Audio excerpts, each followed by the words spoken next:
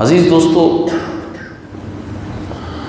اس وقت پوری دنیا کے اندر بالخصوص وطن عزیز پاکستان کفر کی آنکھوں میں کھٹک رہا ہے، اور عالم کفر اب اتنا آگے بڑھ چکا ہے کہ وہ اشارتاً کنایتاً نہیں بلکہ براہ راست ملت واحدہ بن کے اکٹھے ہو کے وہ پاکستان سے ڈیمانڈ کر رہے ہیں کہ پاکستان میں توہین ناموس رسالت کے لیے جو قانون بنا ہے، جو سزا مقرر کی گئی ہے قرآن و سنت کی روشنی میں، جو آئین میں شامل ہے اور اس کی دفعہ ہے 295C، اس کو ختم کیا جائے۔ اب انہوں نے پاکستان سے یہ ڈیمانڈ کر دی ہے۔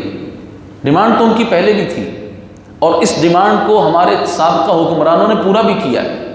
وہ اس طرح کیا ہے کہ قانون لکھا ہوا تو رہا لیکن معطل رہا۔ معطل اس طرح رہا کہ کبھی بھی کسی گستاخ رسول کو پاکستان میں سزائے موت نہیں دی گئی۔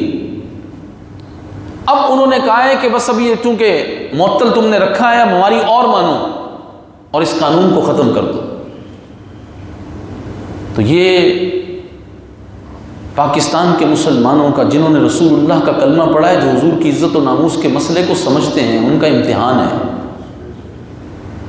میں آپ حضرات سے اس وقت یہ بات اس لیے کر رہا ہوں کہ میں یہ چاہتا ہوں کہ آپ حضرات اس سے خود آگاہ ہو کر دوسروں کو آگاہی دیں، اور جہاں جہاں تک آپ کسی سے بات چیت کرتے ہیں، چاہے فون پہ کرتے ہیں، چاہے ویسے ملاقات کرتے ہیں، جو آپ کا حلقہ احباب ہے، آپ اس موضوع پر اپنے دوست و احباب سب کو ہوشیار رکھیں کہ عالم کفر نے یہ ڈیمانڈ کر دی ہے، اور حکومت وقت کسی بھی وقت اس طرح کی کارروائی کر سکتی ہے، کیونکہ انہوں نے جو ماضی گزارا ہے وہ بالکل بتا رہا ہے۔ بیان یہ کچھ دیتے ہیں لیکن اندر خانے ان کے ارادے کچھ اور ہوتے ہیں، اور یہ چاہتے بھی یہی ہیں کہ کسی طرح معاذ اللہ یہاں سے دین کو دیس نکالا دیا جائے۔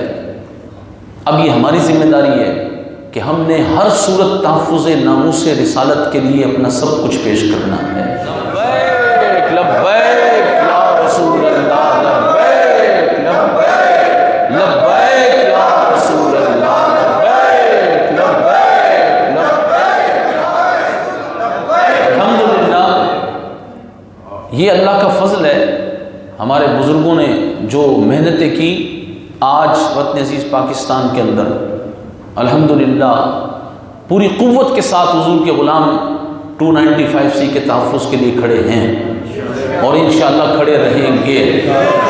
ممکن ہے آگے جا کر عالم کفر کے نمائندوں سے کسی بھی انداز میں ہمارا ٹکراؤ ہو تو ایک بات طے کر لیں کہ ہم نے گردن رسول اللہ کے لیے رکھی ہے۔ یہ جان، اس کی کوئی قیمت نہیں ہے، اور حضور نبی پاک علیہ الصلوۃ والسلام کی محبت، حضور کی چاہت، حضور کی عزت و ناموس کے لیے پہلا قدم ہی مومن کا یہ ہے کہ وہ اپنی جان کا نذرانہ پیش کر دے۔ پہلا قدم یہ ہے۔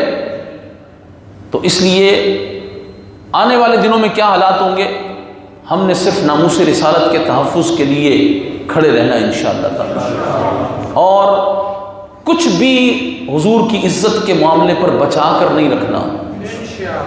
یہ میں آپ حضرات کو آج درس میں بتا رہا ہوں، آئندہ بھی بتاؤں گا، اور یہ جو جمعۃ المبارک آ رہا ہے، آپ حضرات دوسروں کو دعوت بھی دیں، اور اگر خطباء علماء آپ کے جاننے والے ہیں ان کو بھی کہیں کہ 295C کے قانون کے حوالے سے جو یورپی یونین ڈیمانڈ کر رہی ہے، استحکام پاکستان سے اس کا کیا تعلق ہے، اور پاکستان کے نظریے سے کیا تعلق ہے، اور قوم کو کیا کرنا ہے، اس پر وہ باقاعدہ لوگوں کی تربیت کریں۔ یہ جمعۃ الوداع بھی ہے، اور اس سے بڑا اہم کوئی موضوع نہیں ہے۔ اب آپ حقوق العباد پر بات کریں، آپ اب دیگر موضوعات دین کے چنیں، اب تو رسول اللہ کی عزت و ناموس کا معاملہ ہے، تو اس سے بڑا اور کوئی موضوع نہیں ہے۔ جب مسجدوں سے حضور علیہ الصلوۃ والسلام کی عزت و ناموس کی پہرے داری کا پیغام جائے گا تو انشاءاللہ تبارک و تعالی اللہ تعالیٰ کے فضل سے امید ہے کہ امت کے تمامی افراد، ہر طبقے کے لوگ حضور کی محبت کے لیے انشاءاللہ کھڑے ہو جائیں گے۔ پھر جب قوم مضبوط ہوگی تو عالم کفر اس کی حیثیت نہیں ہے، وہ تو جھاگ کی مثل ہے، وہ بزدل ہوتے ہیں۔ ایک کافر اگر گستاخ رسول ایک موت کے گھاٹ اتار دیا جائے نا، پورا عالم کفر ہل کے رہ جائے گا۔ یہ تو ہمارے حکمرانوں کی کمزوری ہے کہ ان کو ان سے بات کرنا نہیں آتی۔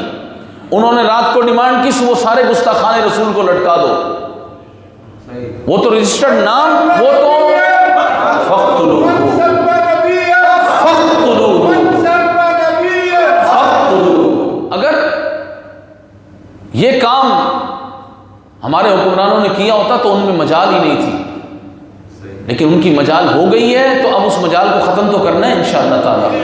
ہاں یہ جد و جہد آسان نہیں ہے، میں نے بول دیا اور ہو جائے گا، نہیں، یہ اتنا آسان کام نہیں ہے، یہ پورا عالم کفر اکٹھا ہے۔ ہاں یہ ضرور ہے کہ اگر ہم نے اس راہ میں قدم رکھا تو اللہ تبارک و تعالیٰ اپنی شان کے مطابق ہماری مدد فرمائے گا، کیونکہ اللہ کریم کی یہ سنت ہے کہ جب مسلمان رسول اللہ کی عزت کے لیے نکلتے ہیں تو اللہ تبارک و تعالیٰ کافروں کے دلوں میں ان کا رعب داخل فرما دیتا ہے۔ یہ آپ حضرات جمعے کو سنا بھی کہ اللہ نے بدر والوں کا رعب ان کے دل میں ڈال دیا، تعداد قلیل تھی لیکن اللہ تعالیٰ نے ان کو کثیر دکھا دی۔ تو اس لیے عزیز دوستو اس پر ہمیں کام کرنا ہے اپنے حلقہ احباب میں۔ اللہ تعالیٰ اپنی رحمت اپنے فضل و کرم سے ہمیں نبی پاک علیہ الصلوۃ والسلام کی وفا میں زندگی گزارنا نصیب فرمائے۔